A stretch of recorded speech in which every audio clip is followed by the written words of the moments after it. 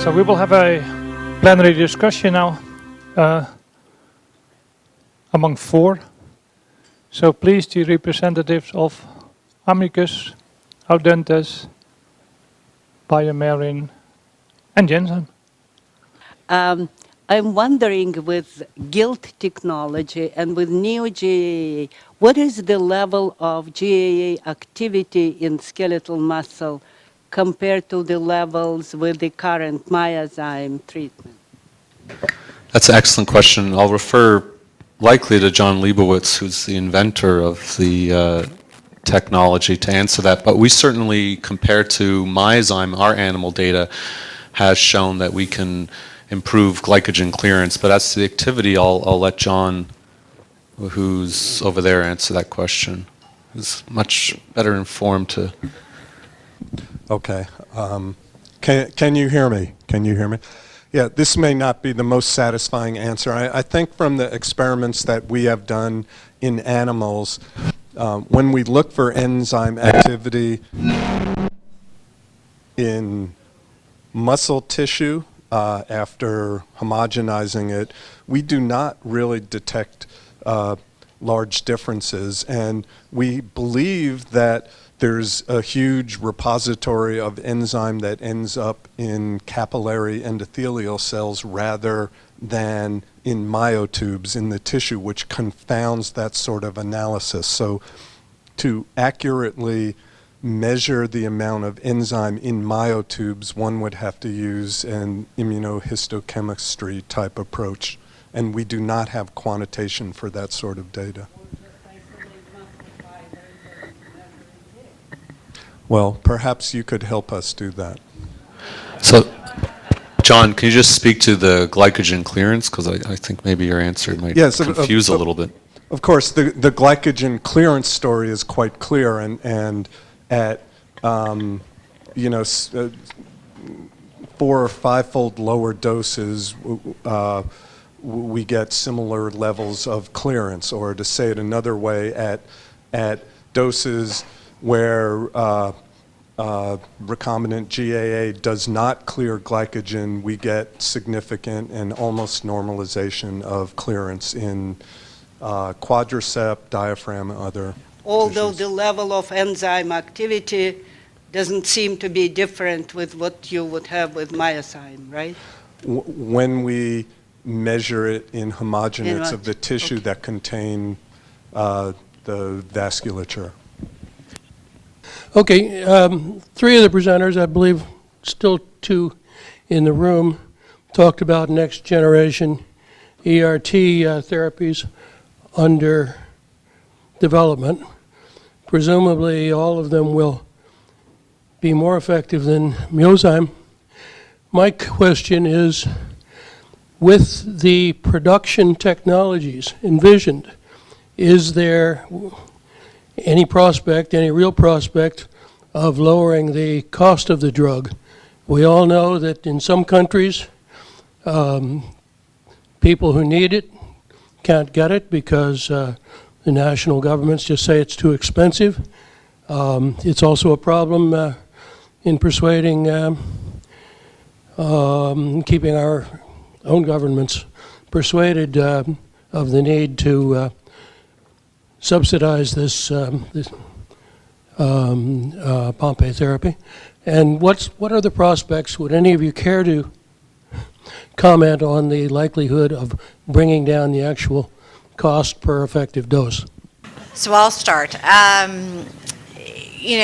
think that the drug pricing is a complex process. It's not only the manufacturing of the therapy, but it's also the clinical development, and we've heard multiple times how long that process can be. There are other people besides me that determine the cost of therapies. I know that Genzyme is committed to making sure that patients who need the therapy, we work really hard for them to get the therapy. But I can't really comment about how the pricing may be for the future therapies. And I know it's not a great answer, but I'm not the one who makes that decision. Sure. Yeah, I'll make a comment. I mean, you're very. It's a good question. It's a good question. Excellent question to ask. As Susan says, it's complex. It takes years and years to develop these medications. The manufacturing is very, very challenging also. Clinical development is very expensive. It's interesting also working in the field of gene therapy. There's a whole other debate going on at the moment about how much gene therapies are going to cost.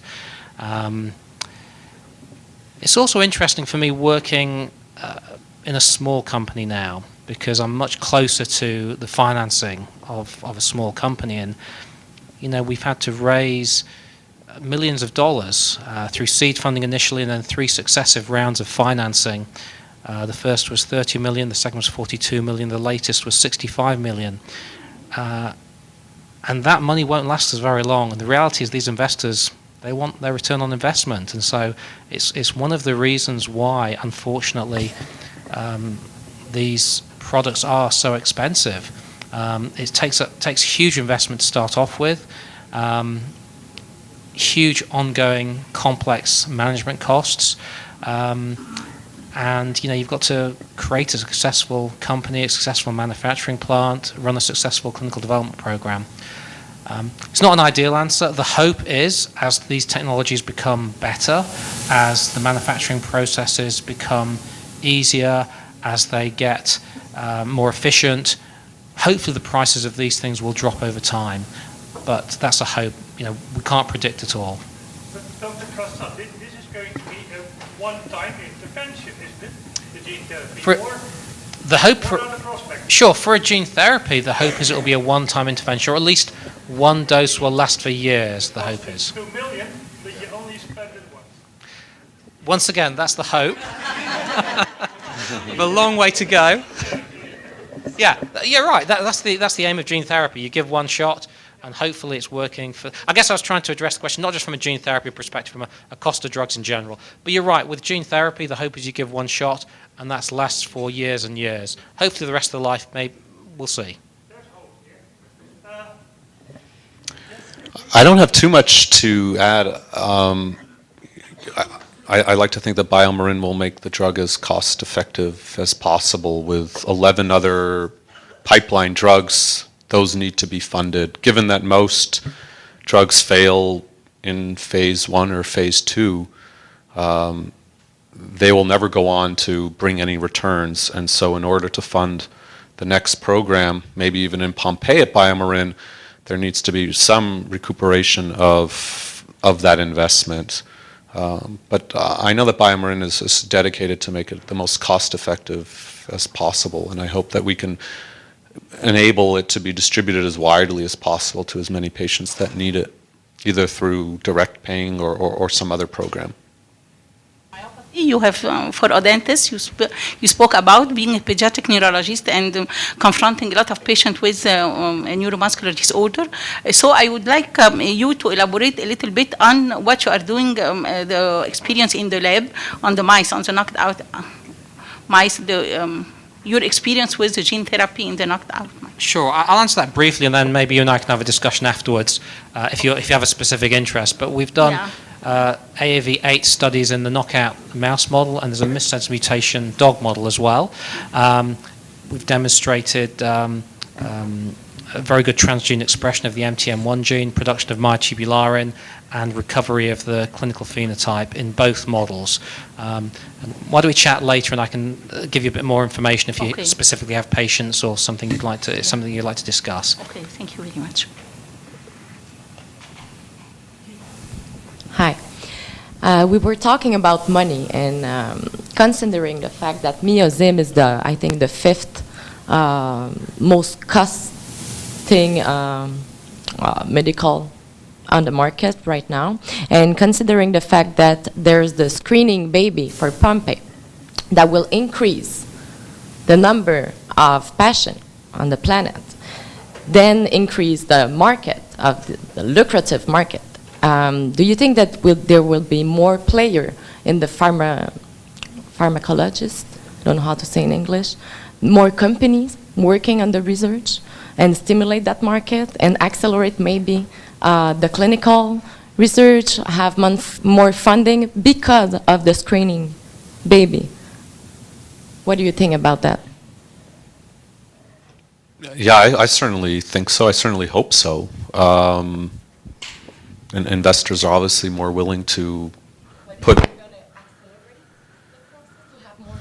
More player? I hope so.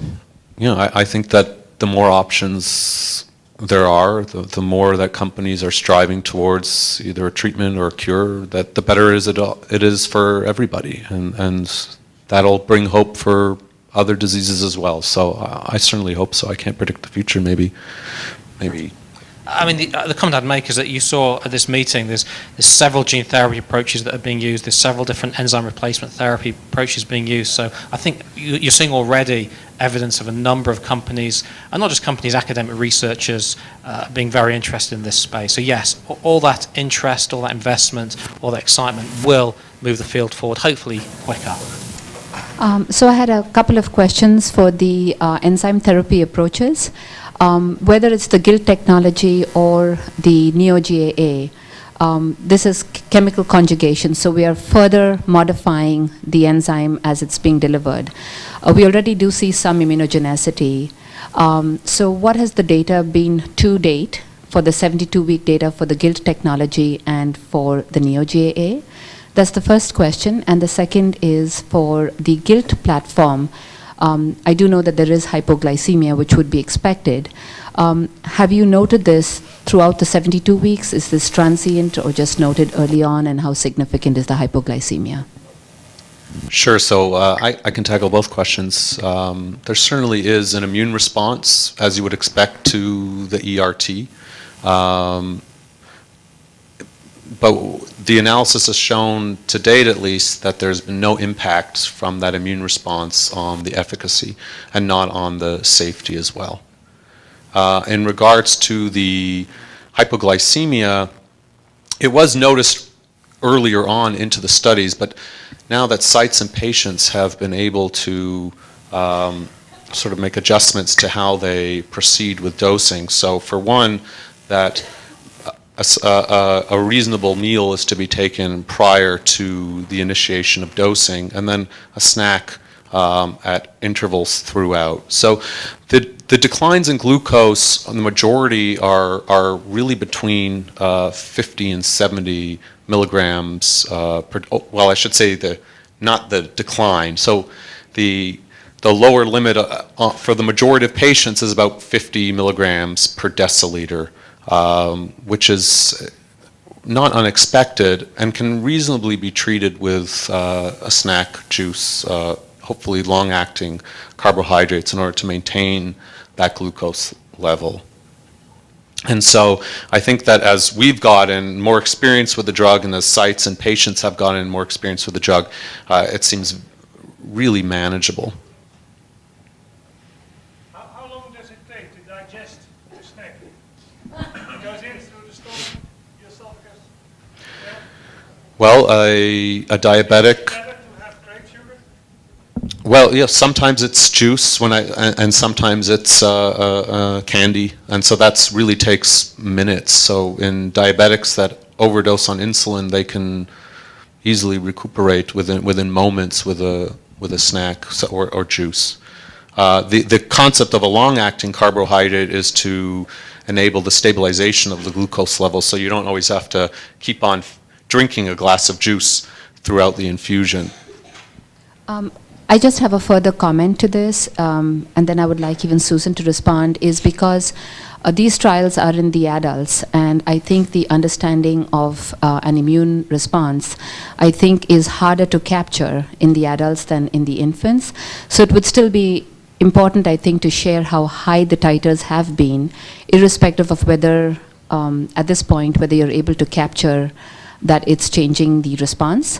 And the second point is that, in my understanding, is that if we actually eat during an infusion, you're actually redirecting the blood to the portal circulation, which directs it away from skeletal muscles. So have you thought about the timing of that so that you can still maximize the benefit of the enzyme and not minimize that delivery during this critical time? Well, I think that while there is diversion of the meal, of the blood, I think that these are small snacks, so it probably shouldn't have a big effect as to delivery of the enzyme to the skeletal muscle. I think that the data from the phase 1/2 study demonstrates an improvement in expiratory, inspiratory pressure, as well as 6-minute walk test, but it's certainly something to consider. I don't know if there have been studies that looked at exercising patients during infusion, but that's something to think about also if we wanted to deliver more enzyme to the muscles. So as far as the NEO program, you're absolutely correct. It's been done in late onset Pompe patients. Preliminary data is there showing that infusion-associated reactions and immune issues are very similar to Myozyme. That said, I don't have the final data as far as the antibody titers, and we haven't initiated a program in infants where obviously the immune issues are more prevalent. Yeah, so I neglected to answer that as well, but certainly that's a big consideration when we move forward into infant onset. Yes, again, I have a question, and this question is for both the speakers and also maybe some of the audience. But in your studies, 2 questions. One is that, do you measure the pain level in your subjects? One. The other is, does the role of diet affect the level of the glycogens each patient process? Thank you. So I can start with the pain question. So all of Genzyme studies have used the SF36. We've always looked at pain in our clinical trials. The diet question, and maybe some of the audience might have more information, we haven't looked at that specifically in our studies, and I know that there's some literature out there regarding the diet in Pompe disease, and so there may be some other experience in the room to answer that question. So there is a percentage of patients that do have pain with Pompe. So yes.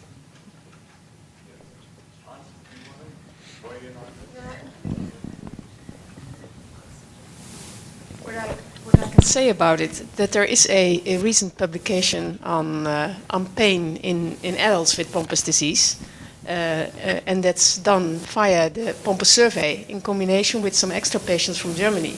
That indeed indicates, and again there it helps. It's really mentioned by the patients that pain really is an issue in patients with Pompe's disease.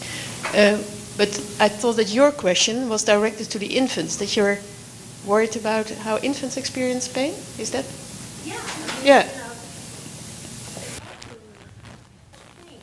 Yeah, I must say that in fact we learned through the patients that pain is really an issue.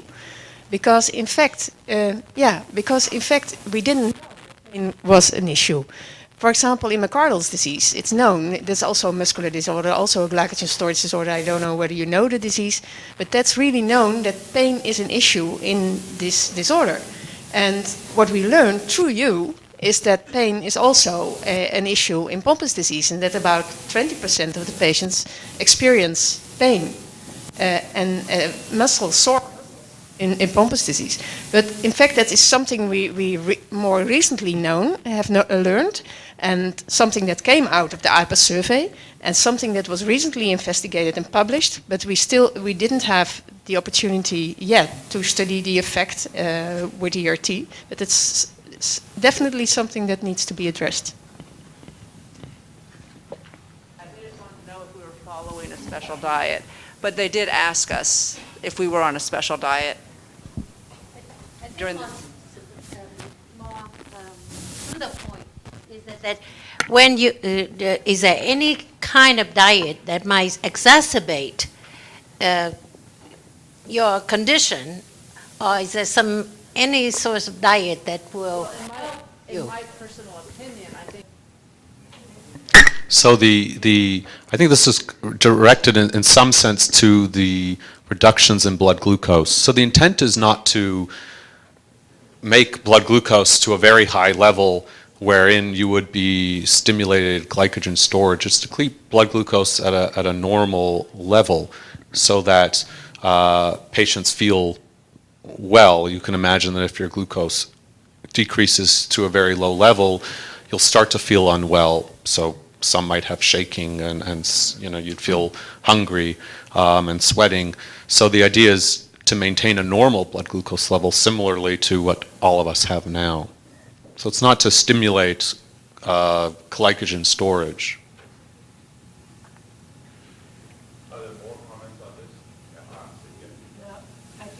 Wondered whether the discussion was about diet in Pompe's disease in general, and and what you're talking about, if you're giving the GILT enzyme that might lead to maybe lowering glucose levels in your blood, and you want to prevent that this happens and that you have sufficient carbohydrates in intake so that you don't have the low glucoses during the infusion. And I think Diane, you're more referred to the study of Slonim, where there has also been a lot of discussion what type of diet is good for you as a Pompe patient. And I think we should separate those two. That's the comment I would like to make.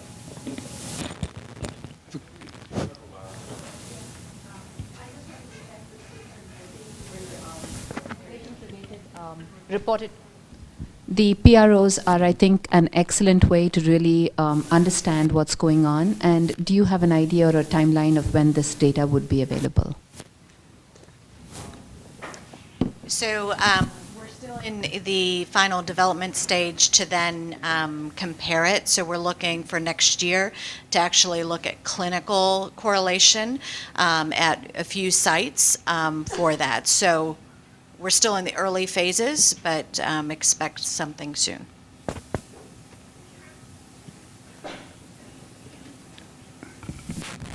I have a question. I think as patients, to see multiple companies up. So that's a real. But I'm wondering, like, what's the process going to be when therapies 2 or 3 kind of hit the market? So when I'm a patient, have you got thoughts about, like, how that process is going to play out? How do I decide to go from therapy to to another therapy? I'm sorry. And it seems like the doctors kind of align themselves with company A or company B. I think it's going to be really murky in terms of making the decision, throwing insurance into the mix and everything. Just have you guys thought about how that process plays out from a patient standpoint? Well, as I said before, I think that'll be a welcome time for Pompe patients when there's options out there. Not every ERT will work the same in every patient, and gene therapy can also be a great advance. So I think a discussion between you and your physician, and I'm sure many of the academics in the room would be happy to share their thoughts as well. And it's probably a case-by-case basis. Many other diseases have multiple therapies out there, and Pompe is probably one that also deserves that same thing.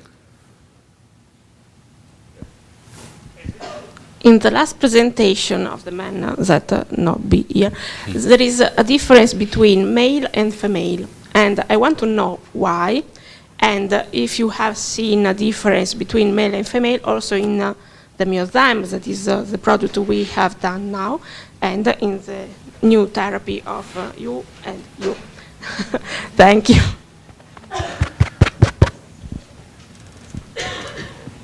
Thank you. So I think... That's the last question. So the last answer then. Last answer. Okay. So I do think that there are gender differences in patients in general, and we have not looked systematically at all effects of gender within Genzyme or in the future. Next generation studies, I think, are too small to be able to say anything about it because the patient numbers, both for both products, are small, and so to try to make any there. But with Genzyme therapy, we haven't looked at it systematically, but do recognize that there are different genders. That is the last answer, as well as the last question. Thank all the participants in the panel.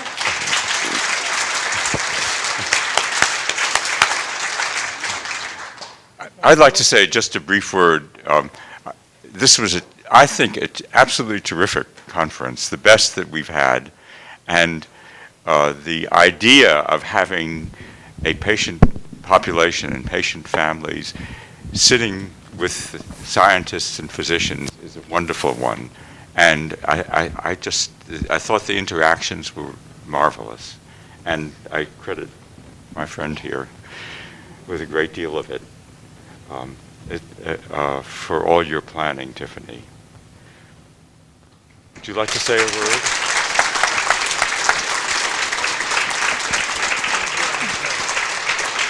Thank you.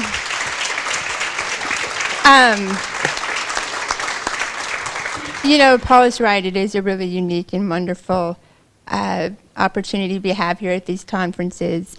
And working with other rare diseases, it's not the case in all rare diseases. You don't have the interaction and the family that we have here between the researchers and the patients and everybody. So it's a credit to all of us working together. Like the IPA says, together we are strong, and this shows it.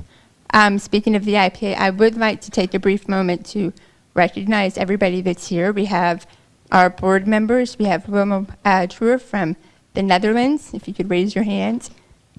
We have Paula Waddell from the Netherlands. We have Alan Muir from the AGSD UK.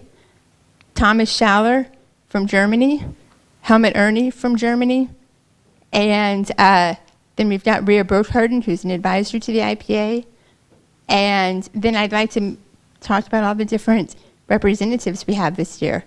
We have Malaysia, India, Switzerland, Canada, Italy, Australia, New Zealand, and I think I got them all this time. If everybody could stand up, or if you raise your hand. Egypt, I'm so sorry, Egypt. I knew I was going to forget one. I left my list in the back.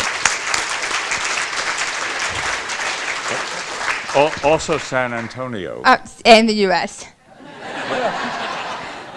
And I'd like to say a special thanks to Marcia Zimmerman for helping me organize everything here. And to Video Wave for doing a great job producing the video on Friday night and taking care of everything here. And let's thank Holiday Inn. They did a great job for us, I think.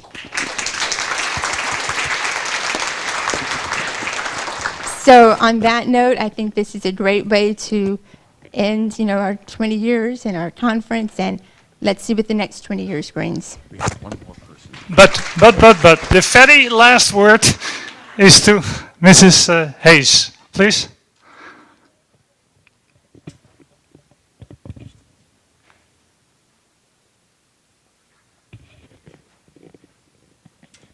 So the last 20 years, long before many of us have ever heard of Pompe disease, the AMDA and the House family have spent a lot of time, money, effort on research, development, and education for the Pompe community.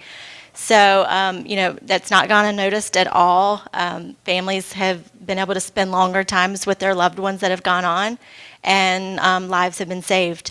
So on behalf of the Pompe community, we are grateful, and we thank you so much to the AMDA and the House family. And Tiffany.